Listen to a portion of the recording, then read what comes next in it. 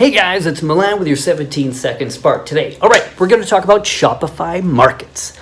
Have you noticed lately that some of your products won't ship to different international zones or different countries?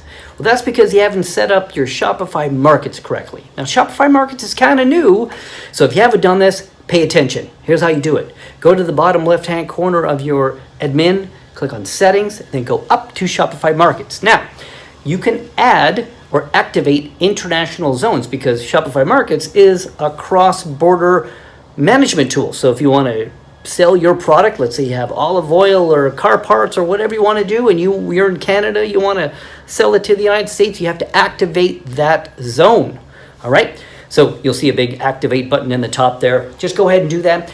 If you want to pick the United States, you have to click on international, and then you'll have to activate United States after that. So that's another trick that you have to do there. So again, make sure that you are activating your Shopify Markets for the zone that you want to sell your products or not sell your products, right? You can deactivate those as well. And that's Milan with your 17-second spark. And if you like what you heard, put it in the comments.